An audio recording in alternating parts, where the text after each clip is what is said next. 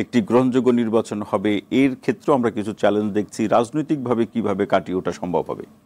প্রথম চ্যালেঞ্জ তো আপনারা যেটা বলছিলেন, প্রথম চ্যালেঞ্জ হচ্ছে রাজনৈতিক দলগুলো আগেভাগে বলছেন যে সংস্কার আসলে কারা, মানে এই বাস্তবায়নটা কারা করবে, এটা একটা বড় চ্যালেঞ্জ।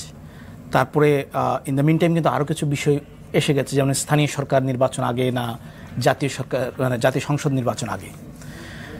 তো ইভেন আপনি দেখেন যখন প্রফেসর ডক্টর আলী রিয়াজ বক্তব্য দিচ্ছিলেন, তখন উনি বলেছেন যে রাজনৈতিক দলগুলো এই ঐক্যমত্য কমিশনের কাছে পুরো ভার্সান, মানে 6টা যেই সংস্কারের প্রতিবেদন জমা পড়েছে, তারা পুরো ভার্সান চেয়েছে এবং পুরো ভার্সান তাদেরকে দেয়নি এখনও পর্যন্ত। তাহলে আমার কাছে শুরুতে এটা খটকা লাগছে যে যাদেরকে আমি ডাকলাম, তাহলে এতদিন পর্যন্ত 13 তারিখে এটা ফর্ম হয়েছে, মাঝখানে 2 দিন ছিল এবং সেগুলো প্রধান উপদেষ্টাকে জমা দিয়েছে তারও আগে, তাহলে এতদিন পর্যন্ত এই রিপোর্টগুলো বা এই সংস্কার রিপোর্টগুলো আমি আমার প্রধান স্টেক হোল্ডারদেরকে কেন পাঠাতে পারলাম না? মানে এই সন্দেহের জায়গা থেকে আমি সন্দেহ করছি, আমি বলছি এটা ঘাটতি তো আছে, হ্যাঁ, একটা প্রক্রিয়াগত তো একটা ঘাটতি আছে। এখন সেই জায়গা থেকে রাজনৈতিক দলগুলো যে মন্তব্য করছে যার যার অবস্থান থেকে, সেটা তো স্বাভাবিক। রাজনৈতিক দলের প্রত্যেকের আলাদা করে উদ্দেশ্য আছে, কাঠামো আছে, সেই অনুযায়ী তারা কাজ করবেন। কিন্তু এক জায়গায় তো আসতে হবে, সেই জায়গাটা কতটা সহজ হবে, নাকি সেই বাংলাদেশের অতীত রাজনীতির মতো সেটি কঠিনই হয়ে থাকবে? দেখেন, প্রথম জায়গাটা হচ্ছে যদি আমরা দেখি যে রাজনৈতিক দলগুলো ভাষ্য হচ্ছে, প্রথম থেকেই শুনতে পাচ্ছি আমরা যে কতটুকু সংস্কার আমরা নির্বাচনের আগে করব, কতটুকু সংস্কার বা কোন কোন সংস্কার আসলে ম্যান্ডেটরি, যেটা না করলেই নয়, হ্যাঁ, সেইটার কোনো এরিয়া এখনো পর্যন্ত 6 মাসে ঠিক হয়নি। কারণ আমি যতটুকু পড়েছি এই 6টা সংস্কার, এখানে বেশ কিছু বড় বড় আপত্তি উঠবে। আপনি এমনও দেখবেন যে যেমন নির্বাচন কমিশন, নির্বাচন ব্যবস্থা সংস্কার কমিশন, তাদের এখতিয়ারের বাইরে অনেক কিছু তারা করেছে। তাদের যে কার্যপরিধি, সেখানে কোথাও বলা নাই একটা খসড়া আইন করবে, তারা খসড়া আইন করেছে। আবার তারাই সেই সংস্কারের রিপোর্টে বলছে যে আইন বাস্তবায়নের জন্য জাতীয় সংসদের স্পিকারের নেতৃত্বে একটি নির্বাচন কমিশনকে নিয়ে একটি সর্বদলীয় কমিটি করতে। তাহলে তারা, যদি আমি প্রস্তাব করি যে জাতীয় সংসদের স্পিকারের নেতৃত্বে এটা কাজ, তাহলে আমি আবার নিজে কেন আইন প্রস্তাব করলাম? মানে আমার সে একটা আছে কি আপনি প্রক্রিয়াগতভাবে সাংঘর্ষিক দেখছেন, নাকি আসলে এটা বাস্তবতার নিরীক্ষে প্রয়োজনের প্রেক্ষাপটে দাবি? এই এখন নির্বাচনের আইন আরপিও কতটুকু সংশোধন করতে হবে, যেটুকু না হলে নয়।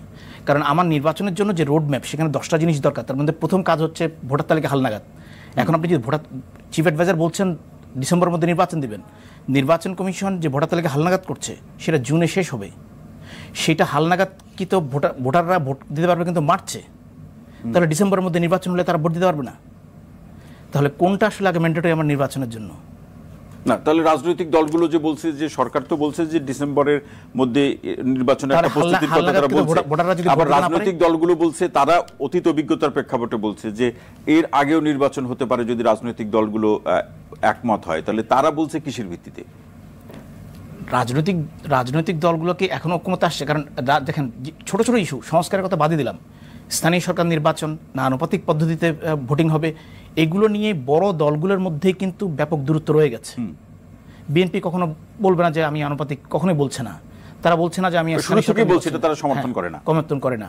আবার দেখেন, সংবিধান সংস্কারে বাংলাদেশের নাম পরিবর্তন থেকে শুরু করে আপনি 1971 সালের ঘোষণাপত্র বাদ দিয়ে দেওয়া, এগুলো অনেক বড় ইস্যু হয়ে দেখা দিবে, বড় ডিবেটের ইস্যু। মানে রেডিক্যাল চেঞ্জ বলতে আমরা যা বুঝি সেই ধরনের পরিবর্তন আদৌ আসলে নির্বাচনের আগে দরকার কিনা, কতটুকু দরকার, সেটা এখন বড় জরুরি হয়ে পড়ছে। নিঃসন্দেহে এই বিষয়ে কোনো সন্দেহ নেই যে অবশ্যই সংস্কার দরকার, এটা সবাই বলছে। কিন্তু কোন কোন ক্ষেত্রে সংস্কার, তার মাত্রা কতটুকু হবে, সেই বিষয়গুলো আপনি বলছেন যে আরো আলোচনা প্রয়োজন, দ্রুত করা প্রয়োজন। আমি শুনবো আনোয়ার ইসলাম, আপনার কাছে আসতে চাই যে এই যে চ্যালেঞ্জগুলোর কথা ডক্টর সাইফুল আলম চৌধুরী বললেন, সেই জায়গা থেকে আমরা এই সরকার প্রথম থেকেই বলছে, দায়িত্ব নেওয়ার পর থেকে, 8ই আগস্টের পর থেকে, শপথ নেওয়ার পর থেকে, যে সরকারের সফল হওয়ার প্রশ্নে কিংবা সংস্কার শেষ করে দ্রুত সময়ের মধ্যে গ্রহণযোগ্য নির্বাচন অনুষ্ঠিত করার প্রশ্নে যে দেশে বিদেশে ষড়যন্ত্র আছে। আমরা সর্বশেষ মোদির সাথে ট্রাম্পের যে কথোপকথন কিংবা সেটিকে তার যে অনুবাদ হয়েছে, সেটাকে কেন্দ্র করে আরেক ধরনের অস্থিরতার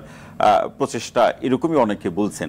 এই সব কিছু যে মিলে আমরা যদি এই সংস্কার এবং ঐক্যমতের যে চ্যালেঞ্জগুলো আছে, সেক্ষেত্রে বাইরের শক্তি কোনো ধরনের নতুন মাত্রা অথবা কোনো পরিস্থিতি তৈরি করার ক্ষমতা রাখে কিনা? ধন্যবাদ আপনাকে, আমাকে আপনাদের স্টুডিওতে আমন্ত্রণ জানানোর জন্য। বাইরের শক্তির প্রভাবটা আমাদের মতো তৃতীয় বিশ্বের দেশের কিছুটা হলেও সবসময় থাকে, কিন্তু আজকের প্রেক্ষাপটে ভারতের যে স্ট্যান্ডটা এবং ভারতের যে কর্মকাণ্ডগুলো, এটা আমাদের কাছে উদ্বেগের হতে পারে, বাট আমি মনে করি যে এটা নিয়ে খুব ঘাবড়ানোর কিছু নেই। যদি ভারত আজকে যে প্রেক্ষাপট নিয়ে ভারত বাড়াবাড়ি করছে বা বাংলাদেশের সাথে একটা শীতল সম্পর্ক চলছে, এই ধরনের একটি ঘটনা কিন্তু 1975 সালে হয়েছিল। এবং ভারত যদি বাংলাদেশের ব্যাপারে এত, এবং বিদায়ী সরকার, পতিত সরকারের ব্যাপারে এত দরদ তাদের থাকতো এবং তাদের অবস্থান থাকতো, তাহলে 75 সালে একটা ঘটনা ঘটাতে পারতেন, করতে পারেনি। বিডিআর ঘটনার সময়ও তারা কিন্তু স্টেপ আপ করতে পারেনি। আজকে 5ই আগস্টের বিপ্লবের পরে তারা শেখ হাসিনা কিন্তু ক্ষমতায় রাখতে পারেনি। তবে জিও পলিটিক্যাল সিচুয়েশন এখনো তো মনে হচ্ছে তারা গো ধরে বসে আছে। এইটার যে শেখ হাসিনা একটা কথা বলেছেন না, যে আমি ভারতকে যা দিয়েছি সারা জীবন মনে রাখবে, হয়তো সেটার কৃতজ্ঞতা। কিন্তু আমি যেটা বলতে চাচ্ছি, আপনি যে পয়েন্টে আসতে যাচ্ছি, আপনারা দুইজন আপা এবং ভাই যেটা বললেন যে সাংঘর্ষিক এবং মুক্তিযুদ্ধকে ঠেকিয়ে দেওয়ার বা স্বাধীনতা বিরোধী যারা ছিলেন তারা এক অবস্থানে গিয়েছিলেন, স্বাধীনতা কিন্তু আটকে থাকেনি। বাংলাদেশ তার সক্রিয়তায় 16ই ডিসেম্বরে বিজয়ের মধ্যে দিয়ে স্বাধীনতা অর্জন করেছে।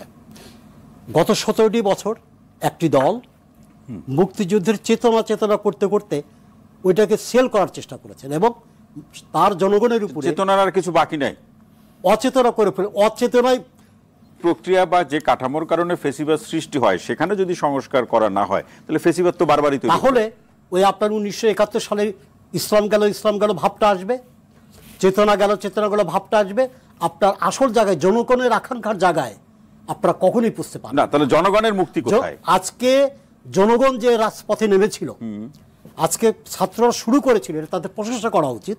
এবং আমি তো মনে করি যে কিছু ছাত্র এবং ছাত্র নেতৃত্ব যে পরিমাণ অবদান, ত্যাগ, তিতিক্ষা, নির্যাতন শুরু করেছে, তারা বীরশ্রেষ্ঠ বা বীর প্রতীকের তাদের আপনি কি মনে করেন এই মুহূর্তে সকল রাজনৈতিক দল শিক্ষার্থীদের সেই আত্মত্যাগকে কি স্বীকার করে, নাকি সেখানে একটা ভাগাভাগির আলোচনা শুরু হলো?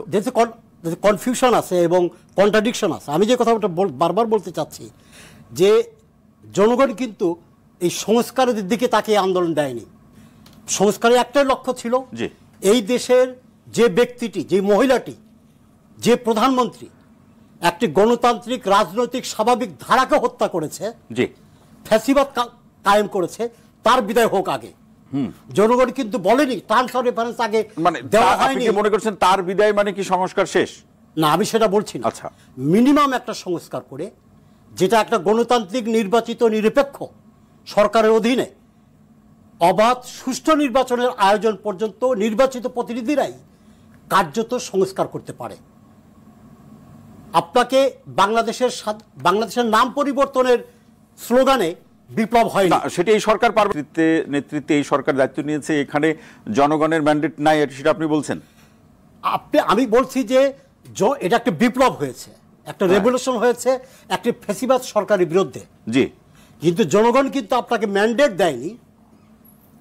দেয়নি যে আপনি একটা সংস্কার করবেন, সংস্কারের পরেই, সম্পূর্ণ সংস্কারের পরেই নির্বাচন হবে, এটা কিন্তু ম্যান্ডেট দেয়নি। না, তাহলে তো এই কথাটা মনোয়ার ইসলাম ভাই, এই কথাটা তো রাজনৈতিক দলগুলো খুব জোরালোভাবে বলতে পারে, তারাও তো সেটা জোরালোভাবে বলছে না।